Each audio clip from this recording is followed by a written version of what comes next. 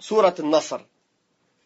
Allah tabarak wa ta'ala dit, Bismillahir Rahmanir Rahim, إذا جاء نصر الله والفتح ورأيت الناس يدخلون في دين الله أفواجا فسبح بحمد ربك واستغفره إنه كان توابا. Cette sourate, elle est post-égérienne, c'est-à-dire elle est médinoise.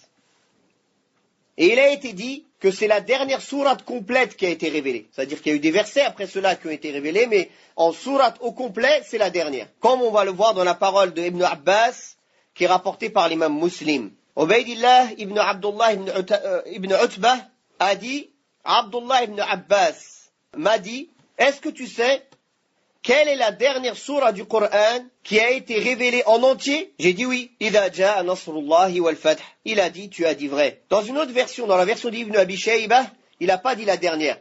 Il lui a dit, sais-tu quelle sourate est descendue en entier? Dans la version de Muslim, il a dit la dernière. Ceci est rapporté par, donc, la première version, Akhir Surah. La dernière sourate, c'est rapporté par l'imam Muslim. Dans cette sourate, il y a la bonne annonce. La bonne nouvelle, c'est la nouvelle que le prophète sallallahu alayhi wa sallam va avoir la victoire sur les Mécois, la victoire de la Mecque, et que les gens vont entrer dans la religion d'Allah en masse. Car beaucoup de gens qui étaient ses ennemis, après la victoire de la Mecque, comme on va le voir, c'est là qu'ils sont devenus ses alliés et qu'ils ont cru en lui et qu'ils sont entrés en islam. إِذَا جَاءَ نَصْرُ اللَّهِ وَالْفَتْحِ. Lorsque vient le secours d'Allah ainsi que la victoire, Allah tabarak wa ta'ala a spécifié un nasr, une aide spécifique au prophète sallallahu alayhi wa sallam. Il a dit, on m'a aidé par la crainte qu'il y a dans le cœur de mes ennemis à une distance d'1 mois. Donc ça c'était une spécificité du prophète sallallahu alayhi wa sallam, que tous ses ennemis qui étaient à distance d'1 mois de lui avaient peur de lui. Cette qualité elle est restée dans la Ummah tant qu'elle était sur un califat bien guidé, qu'elles étaient encore sur les pas du prophète sallallahu alayhi wa sallam, et qu'il n'y avait pas de dissension entre les croyants. Mais quand la fitna est entrée entre les croyants, alors cette crainte elle est partie du cœur des ennemis. Et Allah Ta'ala a dit, وَلَا تَنَازَعُوا فَتَفْشَلُوا وَتَذْهَبَ رِيحُكُمْ. Ne vous disputez pas, ne divergez pas, vous allez faiblir, وَتَذْهَبَ رِيحُكُمْ. Et votre honneur, le crainte qu'il y a dans le cœur des ennemis, elle va partir. La victoire de la Mecque, c'est arrivé au 20 Ramadan de la 8e année de l'Hégire. Le prophète sallallahu alayhi wa sallam est venu avec une armée immense à la Mecque. Abu Sufyan est sorti dans la nuit, on lui a dit qu'il y avait des armées de toutes parts.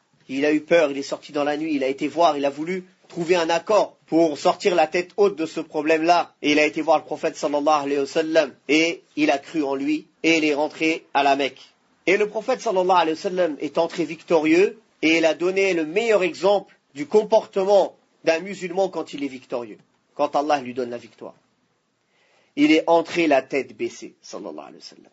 Il disait qu'il avait la tête tellement baissée que sa barbe, elle touchait sa poitrine, par modestie pour Allah subhanahu wa ta'ala. En répétant La ilaha illallah, anjaza wa'dah, wa nasara abdah, wa hazama al-ahzaba wahdah. La ilaha illallah. Nulle divinité d'adoration sauf Allah. Il a accompli sa promesse. Il a aidé son serviteur et il a vaincu tous les coalisés qui étaient contre le prophète sallallahu alayhi wa sallam. Il s'en est remis à Allah subhanahu wa ta'ala par toute modestie. Il a baissé la tête. Regardez tous ceux qui ont lu les livres d'histoire, tous les conquérants, tous ceux qui ont vaincu dans une bataille leurs ennemis, comment ils entrent. Comme Allah Ta'ala les décrit dans le Coran, ils rentrent, c'est comme ça qu'ils font les rois. Quand ils rentrent dans un pays, l'honneur des gens, ils les avilissent, ils les rabaissent, ils détruisent tout. La première chose qu'ils font, ils rabaissent, ils tuent, ils pillent les têtes de leurs ennemis pour montrer leur puissance. Mais le prophète, alayhi salatu wassalam, il est entré la tête baissée. Et il a ordonné de ne pas toucher à ceux qui étaient dans leur maison, ceux qui étaient dans la maison d'Abu Sufyan, ceux qui étaient autour de la Kaaba. Il a cité que quelques noms de gens, de grands ennemis de l'islam, qu'il fallait absolument abattre. Il a envoyé, comme on pourrait dire, une équipe d'élite pour aller chercher ceux-là. Le reste, il est entré, il a interdit de les toucher. Et il est arrivé à côté de la Kaaba. Et il a élevé sa voix, il a dit, que pensez-vous que je vais faire de vous aujourd'hui?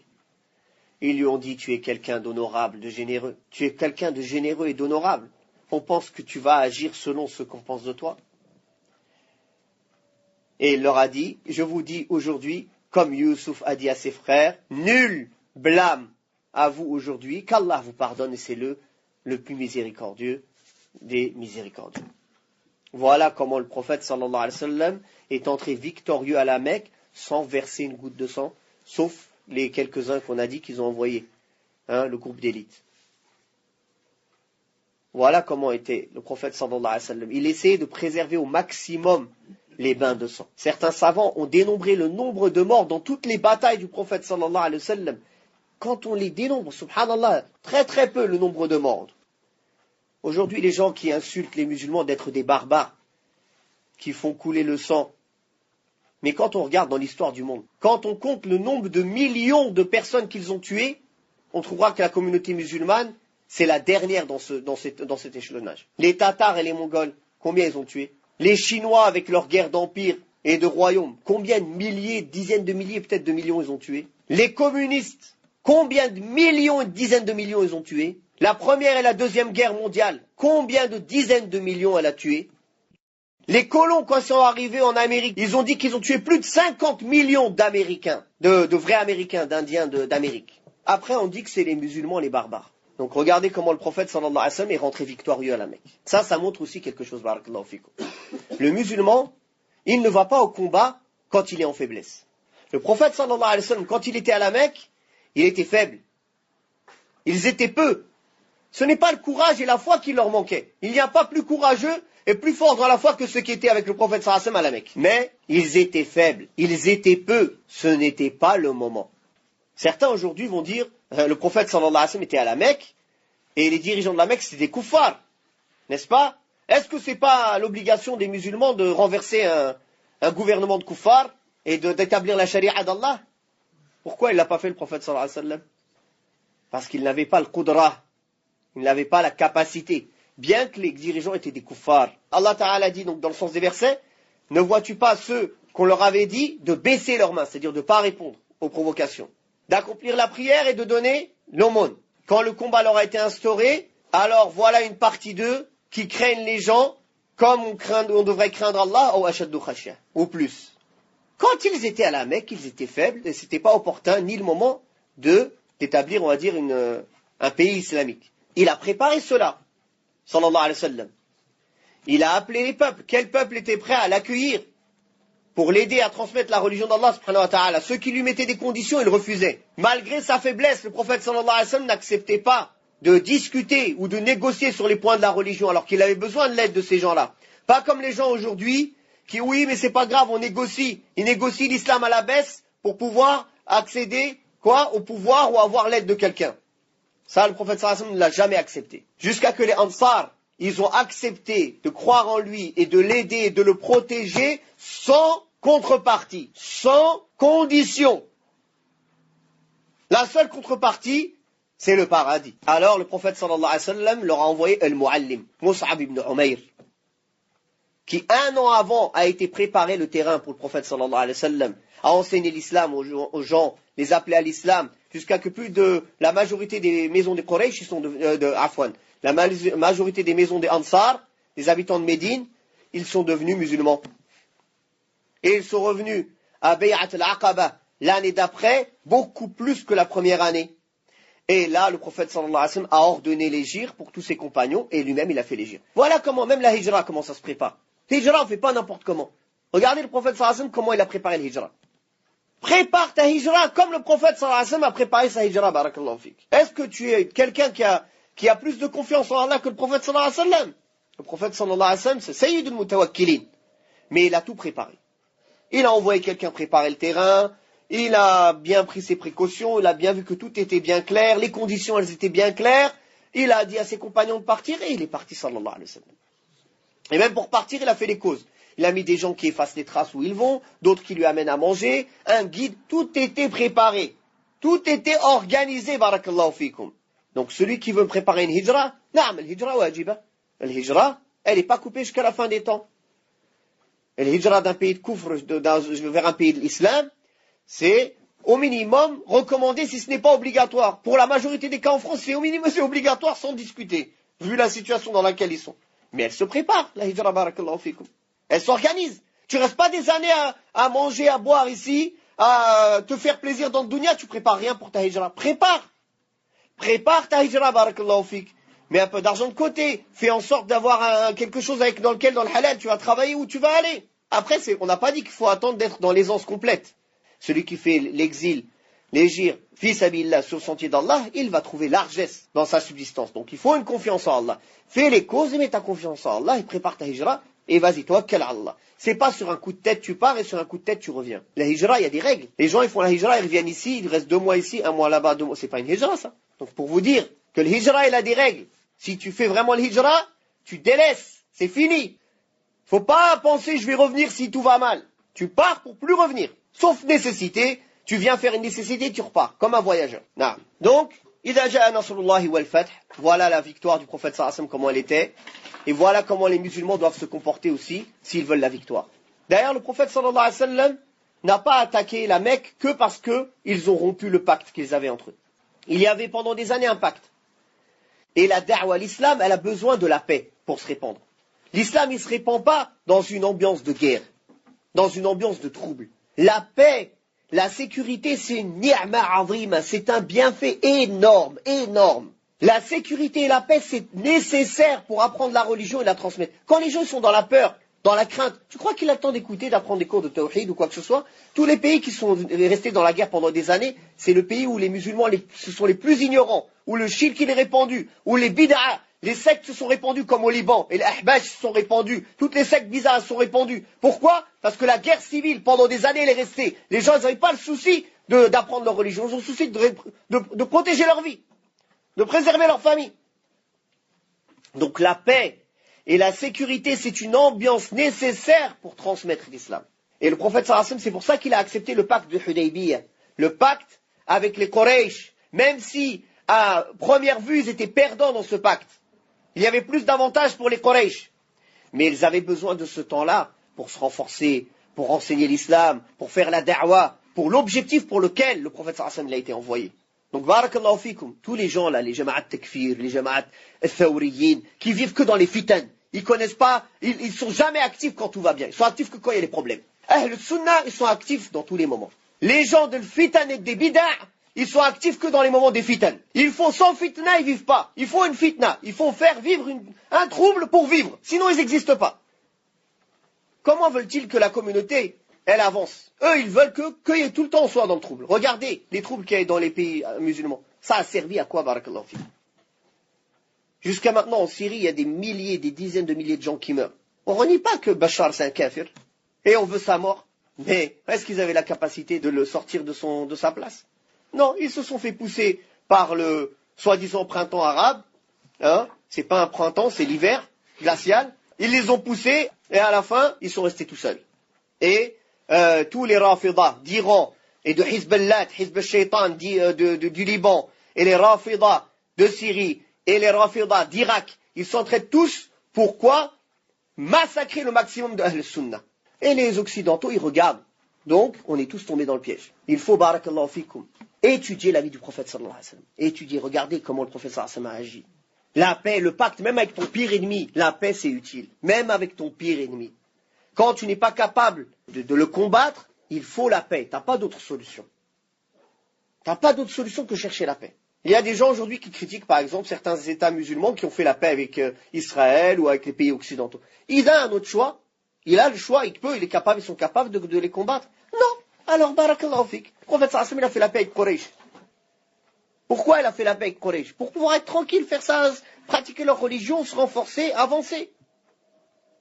Donc nous, on a besoin de ce temps pour se réformer, pour se corriger, pour que la Ummah, elle revienne à Din, elle s'attache à Din, pour que alhamdulillah, que nos sociétés, elles changent. Et si la société, elle change, le pays change. Et la communauté, elle devient forte. Mais ça demande du temps et ça demande du travail, barakallahu fikum. Barakallahu fikum, comprenez bien la vie du prophète sallallahu alayhi wa sallam. Arrêtez de comprendre l'islam avec vos sentiments, avec vos passions. Les savants, du matin au soir, ils nous crient arrêtez, arrêtez, écoutez. Tout le monde prend les savants pour des vieilles personnes qui, comme ils disent, yakhraf. Il est en train c'est la personne, il est en train de radoter. Laisse le vieux, il radote. A'udhu billah. Certains même soi-disant prédicateurs, ils disent ça. Oui, mais ceux-là, ils connaissent que les fatwas dans la prière, dans tout ce qui concerne les femmes, les règles, les menstrues. Les ulama al-hayd wa nifas, comme ils disent, a'udhu billah. Ils disent, nous, on connaît mieux le waqi', on connaît mieux la vie présente, ce qui se passe. Vous pouvez prendre les fatawas sur les adorations et l'aqidah chez eux, mais les fatawas politiques, vous les prenez chez nous, ils disent. Tous les gens qui sont proches des Ikhwan Muslimin et ceux qui portent le fikr de Sayyid Qutb et de l'autre Surur et toute leur bande. Regardez la vie du prophète, alayhi salatu wassalam, comment elle est. Apprenez-la et pratiquez-la. Arrêtez d'écouter tous ces perturbateurs, barakallahu fikum. Attachez-vous aux savants de la sunna, qui sont là pour nous montrer comment le prophète sallallahu alayhi wa sallam, avec des preuves du Coran, de la sunna, de la compréhension des salafs, il n'y a rien qui suit les passions, il n'y a rien qui suit, barakallahu fikum. Les savants, vous croyez que leur intérêt c'est de protéger le roi ou tel? C'est pour protéger la Ummah qui disent ça, barakallahu fikum. Ils cherchent le bien de la communauté. Qu'est-ce qu'ils ont à gagner, les savants, à 70 ans? Il a quoi à gagner du roi après 70 ans ou 75 ans?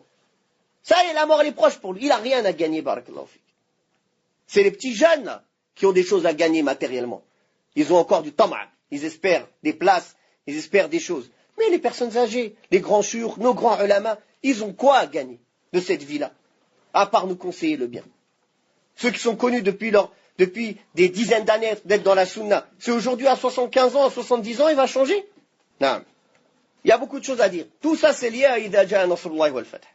Tout le monde veut le nasr, tout le monde veut la victoire. Il y a un chemin pour atteindre le nasr, la victoire et le secours d'Allah subhanahu wa ta'ala. C'est le chemin du prophète alayhi salatu wassalam. Celui qui sort de ce chemin-là et qui veut instaurer un autre chemin que le chemin du prophète sallallahu alayhi wa sallam pour atteindre cela, alors il a innové dans notre religion. Barakallahu fikum. إذا جاء نصر الله والفتح ورأيت الناس يدخلون في دين الله أفواجا. Et que tu vois les gens entrer en foule dans la religion d'Allah. Effectivement, alhamdulillah, après que le prophète sallallahu alayhi wa sallam, qu'Allah ta'ala a donné la victoire au prophète alayhi salatu wassalam à la Mecque, toutes les tribus arabes ont compris que le prophète sallallahu alayhi wa sallam était aidé par Allah, que c'est lui qui aurait le mot de la fin. Donc, ils se sont précipités après la victoire de la Mecque à entrer en islam. Et cette année, elle a été appelée quoi? Amul Wufud, la 9e année de l'Hégire, l'année des délégations. C'est l'année où de toutes tribus arabes, ils sont venus de délégation en délégation en masse à Médine pour accepter l'islam et pour apprendre l'islam. Et alhamdulillah, dans cette année-là, c'est la majorité de la péninsule arabique qui a accepté l'islam. Puis Allah tabaraka wa ta'ala lui a dit إذا جاء نصر الله والفتح ورأيت الناس يدخلون في دين الله أفواجا فسبح بحمد ربك واستغفره إنه كان توابا. Alors, par la louange, célèbre la gloire de ton Seigneur, implore son pardon, car c'est lui le grand accueillant au repentir. Subhanahu wa ta'ala. Naam. Donc Allah tabaraka wa ta'ala, il lui a donné 2 signes au prophète sallallahu alayhi wa sallam dans cette parole-là. Le premier signe, c'est que la religion d'Allah subhanahu wa ta'ala, la victoire, elle va arriver et que les gens ils vont rentrer dans la religion d'Allah en masse. Et que c'est pour cela qu'il faut qu'ils louent Allah subhanahu wa ta'ala et qu'ils lui demandent pardon. Le deuxième, c'est qu'il lui a annoncé que sa mort était proche. Sallallahu alayhi wa sallam. Comment on sait cela? C'est quand Allah ta'ala lui a demandé de faire l'istighfar, de demander le pardon. Comme Allah ta'ala demande à la fin de chaque bonne action de demander le pardon. À la fin des meilleures actions, la salat, qu'est-ce qu'on fait? L'istighfar. Après le hajj, Allah ta'ala a dit fastaghfirullah. À la fin, après avoir fini le pèlerinage, l'istighfar. De même, comme la vie du prophète sallallahu alayhi wa sallam était une vie bénie, quand Allah lui a demandé de faire l'istighfar, ça veut dire que cette vie et cette mission, elle est arrivée à sa fin. Et il lui a dit fasabbih bihamdi rabbika wastaghfirhu. Demande d'Allah al-maghfirah, le pardon. Et d'ailleurs, personne ne peut gagner le paradis par ses simples œuvres. Même pas le prophète sallallahu alayhi wa sallam.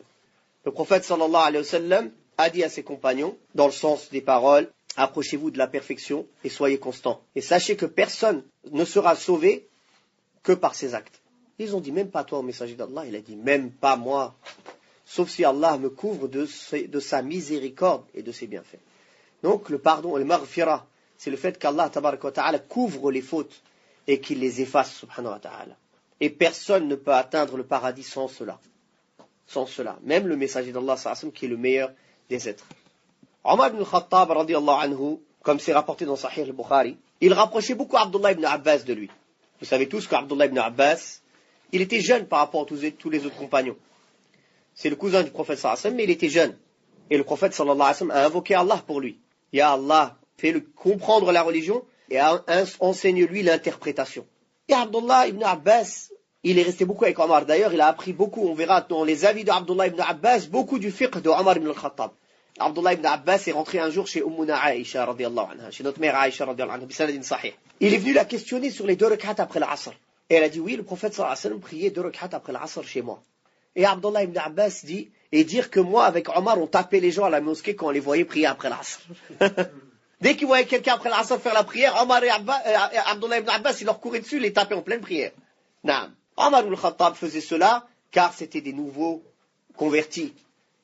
Et il y avait beaucoup, n'oubliez pas que c'est à l'époque de Omar que les adorateurs du feu se sont convertis, soi-disant. D'ailleurs, il y en a d'entre eux qui ont gardé la haine, et que c'est de là qu'ils ont inventé justement la religion des Rafida, des Shia, car ils ont gardé la haine contre Abu Bakr et Omar, qui ont été la cause d'entrer le tawhid, le monothéisme pur, en Perse.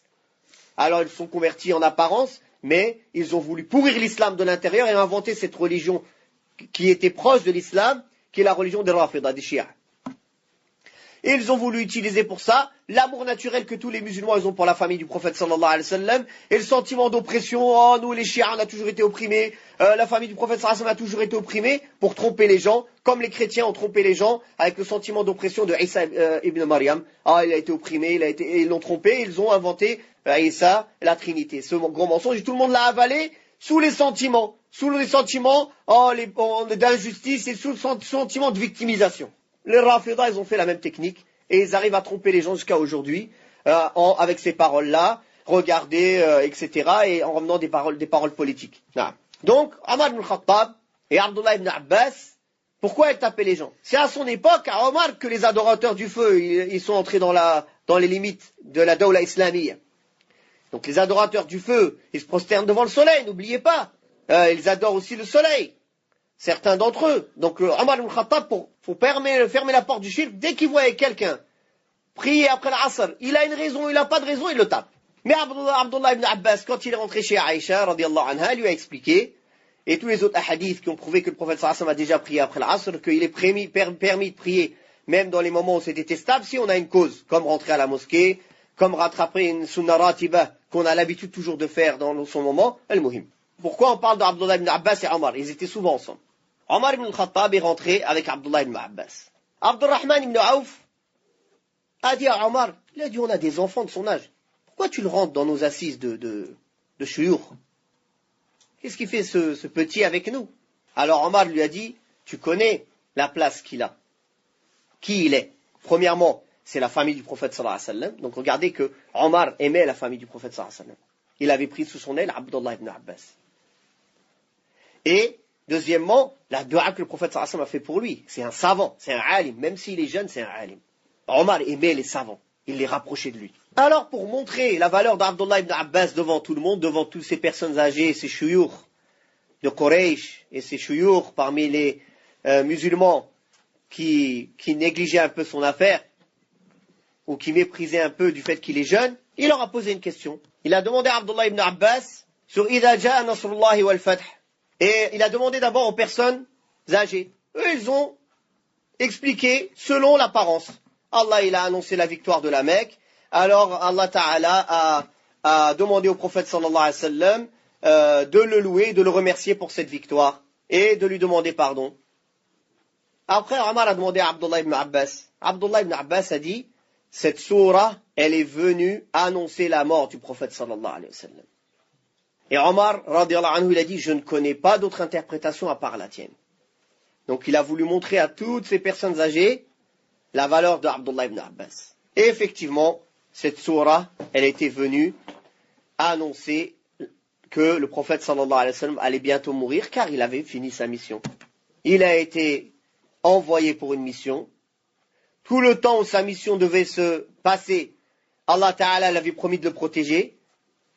Donc Allah avait promis de le préserver, de le protéger de la mort. Il ne mourirait pas tant qu'il n'a pas fini sa mission. Il ne serait pas défaillant tant qu'il ne finirait pas sa mission. Mais quand sa mission est finie, le moment de retourner auprès d'Allah subhanahu wa ta'ala est arrivé.